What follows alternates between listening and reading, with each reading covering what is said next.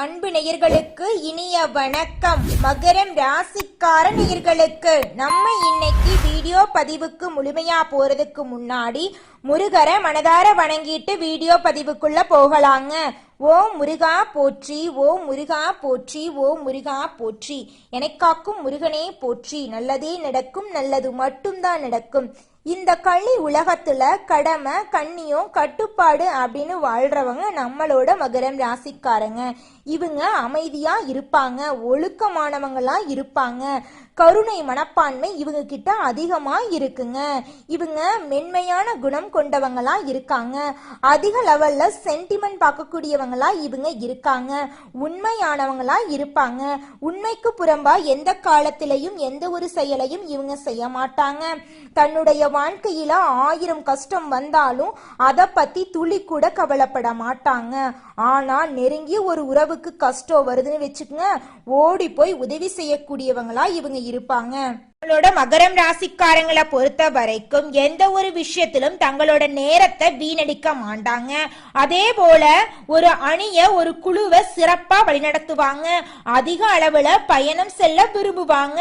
ஆளுமை திறன் இவங்க கிட்ட அதிகமா இருக்குங்க. நண்பர்களுக்காக நட்புக்காக அதிகமா பழகுவாங்க.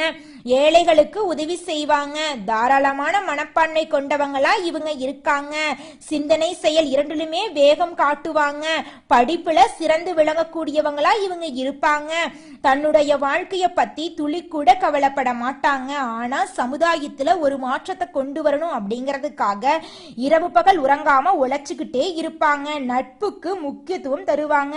நண்பனுக்காக தன்னுடைய உயிரை கூட கொடுக்க தயங்க மாட்டாங்க. தன்னுடைய குடும்பத்துக்காக ஒட்டுமொத்த வாழ்க்கையுமே அர்ப்பணம் செய்யக்கூடியவங்களா இருக்காங்க நம்மளோட மகரம் ராசிக்காரங்க. நம்மளோட மகரம் ராசிக்காரங்க அனுதினமும் ஆண்டவனே துணை என்று வாழக்கூடியவங்களா இருக்காங்க. இதனால இவங்க பயங்கரமான புத்திசாலியா இருக்காங்க. இவங்கள அவ்வளவு சீக்கிரமா யாராலையும் ஏமாத்த முடியாதுங்க. இவங்களுக்கு நிகர் இவங்களாதாங்க இருக்க முடியும். இவங்க நினைச்சா மட்டும்தான் எதையும் இழக்கவும் முடியும், எதையும் பெறவும் முடியுங்க. இவங்க எல்லார்கிட்டையும் ஈஸியா பழகிடுவாங்க. இவங்க பழகும் போது நல்லவங்க கெட்டவங்க, படிச்சவங்க படிக்காத ஏழை பணக்கார, உயர்ந்தவன் தாழ்ந்தவன் அப்படிங்கிற பாகுபாடு பார்க்காம பழகுவாங்க. அதனால இவங்களோட ஃப்ரெண்ட்ஷிப் வட்டாரம் அப்படிங்கிறது அதிக லெவல்ல இருக்குதுங்க. இவங்க யாரை கண்டும் பயப்பட மாட்டாங்க. அடுத்தவங்க செய்ய முடியாதுன்னு ஒதுக்கி வச்ச காரியத்தை கூட அழகா முயற்சி பண்ணி அந்த காரியத்துல வெற்றி அடையக்கூடியவங்களா இவங்க இருப்பாங்க. இவங்க தன்னுடைய வாழ்க்கையில ஒரு குறிக்கோளை பிக்ஸ் பண்ணிடுவாங்க. அந்த குறிக்கோளை அடைகிறதுக்காக இரவு பகல் உறங்காம உழைச்சு தன்னம்பிக்கை அந்த குறிக்கோளை வெற்றி அடையக்கூடியவங்களா இவங்க இருப்பாங்க. ராசி மண்டலத்துல 10ஆவதா இருக்கக்கூடிய ராசி நம்மளோட மகரம் ராசிங்க. மகரம் ராசிக்காரங்களோட அதிபதி சனி பகவானுங்க. உத்திராடம் 2, 3, 4ஆம் பாதங்க. திருவோணம் அவிட்டம் 1, 2ஆம் பாதம் ஆகிய நட்சத்திரத்தில் பிறந்தவங்க எல்லாருமே நம்மளோட மகரம் ராசியில பிறந்தவங்களா கருதப்படுறாங்க. நம்மளோட மகரம் ராசிக்காரங்களுக்கு நட்பு ராசியா இருக்கக்கூடியவங்க யாருன்னு பாத்தீங்கன்னா ரிஷபம், கன்னி, மகரம், மீனம், விருச்சிகம் இவங்க எல்லாரும் நட்பு ராசியா இருக்காங்க. மகரம் ராசிக்காரங்க கொஞ்சம் இரக்க குணம் கொண்டவங்களா இருக்காங்க. இவங்களுடைய அழகான பேச்சால எதிரிகளை கூட நண்பனாக்கக்கூடிய அளவுக்கு திறமை இருக்குதுங்க. நம்மளோட மகரம் ராசிக்காரங்களை பொறுத்த வரைக்கும் வாழ்க்கையில எவ்வளவு கஷ்டம் வந்தாலும் சரிங்க, எத்தனை சோதனை வந்தாலும் சரி, தன்னோட தன்மானத்தை விட்டு தராம வாழ்வாங்க. எனக்கு நேரம் சரியில்லை, இவங்க காலில் போய் உழுகிறதா, இவங்கள கையில போய் உழுகிறதா அப்படிங்கிறதுக்கு இவங்க கிட்ட துளி கூட இடம் கிடையாதுங்க. வாழ்க்கையில எவ்வளவு கஷ்டம் வந்தாலும் போராடி முன்னுக்கு வரணும் அப்படிங்கிறத முழு மனதோட நம்பக்கூடியவங்களா இருக்காங்க நம்மளோட மகரம் ராசிக்காரங்க. மகரம் ராசிக்காரங்களே, இந்த வீடியோ பதிவு முழுமையாக நீங்க நீண்ட நாட்களாக கேட்ட ஒரு முக்கியமான பதிவு தாங்க இந்த வீடியோ. சனி பகவானுடைய தாக்கத்திலிருந்து நீங்க வெளியே வர போறீங்க. உங்களுடைய வாழ்க்கை சூப்பரா இருக்க போகுதுங்க. உங்க வாழ்க்கையில அடுக்கடுக்கா அதிர்ஷ்டங்கள் நடக்க போகுதுங்க.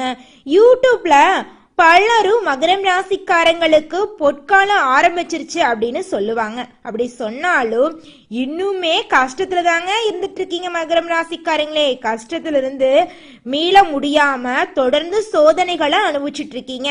இந்த சூழ்நிலையில உங்களுக்கு அதிர்ஷ்டம் எப்போது வரும், எந்த சூழ்நிலை எப்ப மாறும், என் வாழ்க்கை எப்ப அருமையா மாறும் அப்படிங்கிற கேள்வி உங்க மனசுல ஒவ்வொரு நிமிஷமும் ஓடிக்கிட்டு இருக்குதுங்க.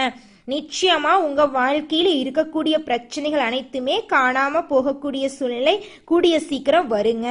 மகரம் ராசி மற்றும் மகரம் லக்கணத்துல பிறந்தவங்களுக்கு எந்த கிரகங்கள் யோகத்தை கொடுக்கும் என்பதை தெரிந்து கொள்வது முக்கியங்க. கடந்த 10 வருடங்களா மகரம் ராசிக்காரங்க பட்ட கஷ்டங்களை சொல்லி மீளாதுங்க. அவங்க இன்னும் அந்த கஷ்டத்திலிருந்து மீள முடியாம கஷ்டப்பட்டு இருக்காங்க.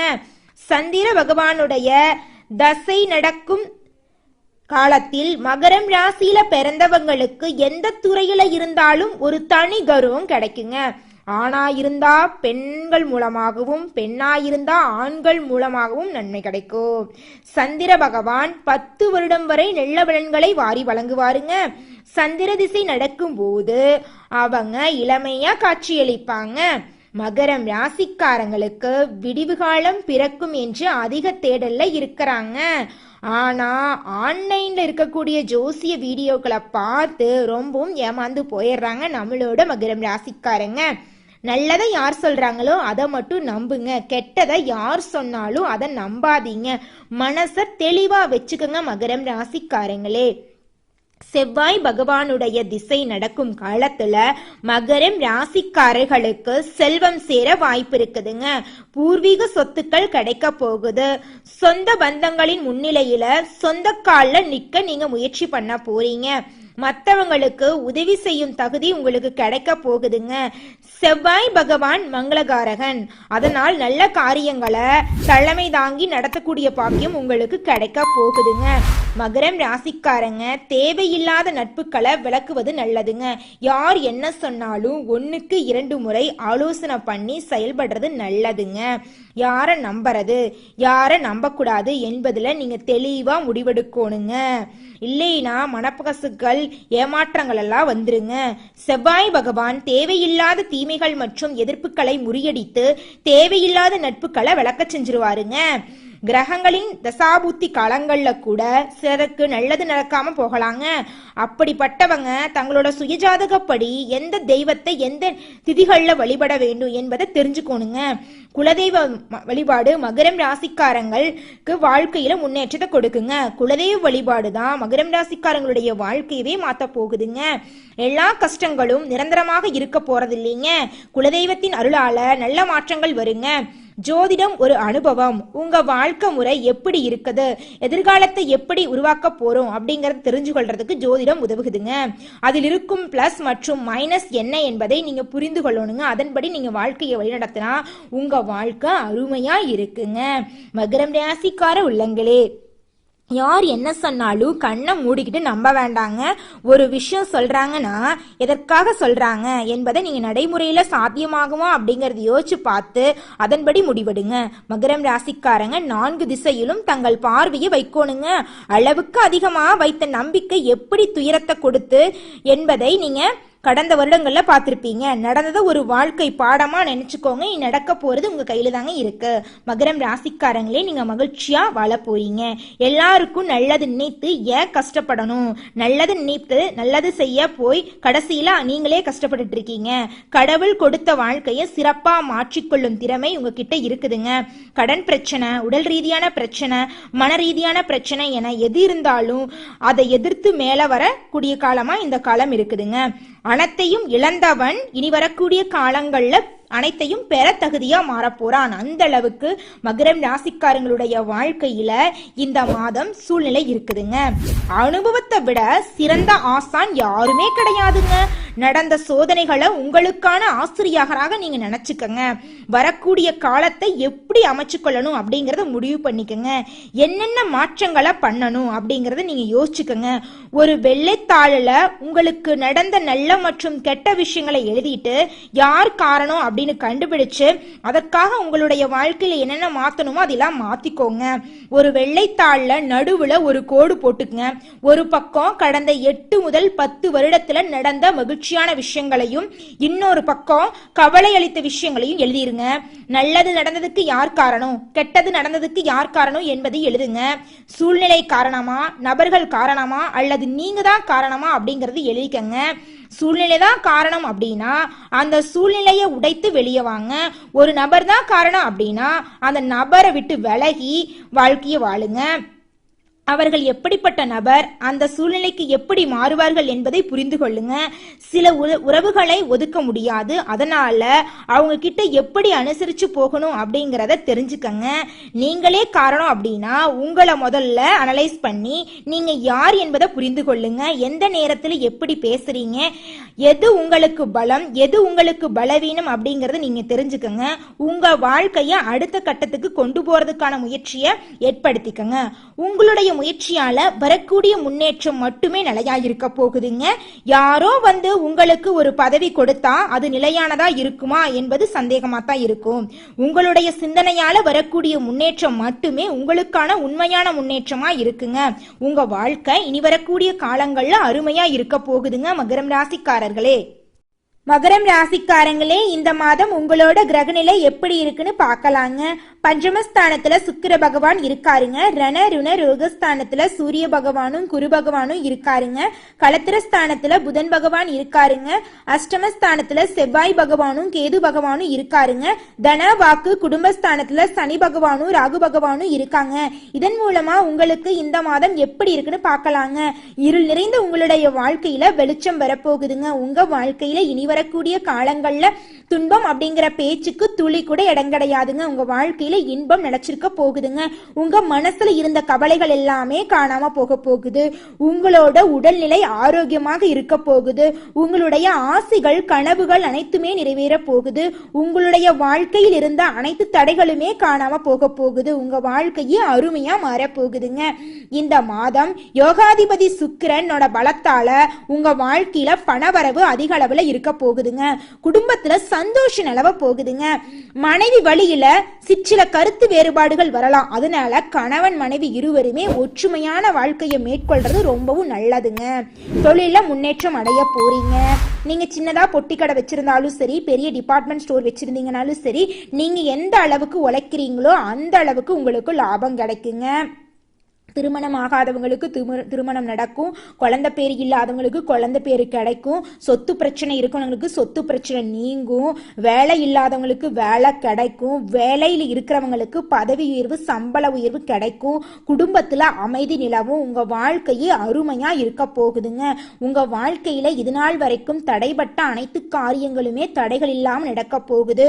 உங்க கையில பணப்புழக்கம் அதிக அளவுல இருக்க போகுது. இதுநாள் வரைக்கும் நீங்க 4 பேர்கிட்ட கடன் வாங்கி ஒவ்வொரு நாளையும் வாழ்ந்திருப்பீங்க.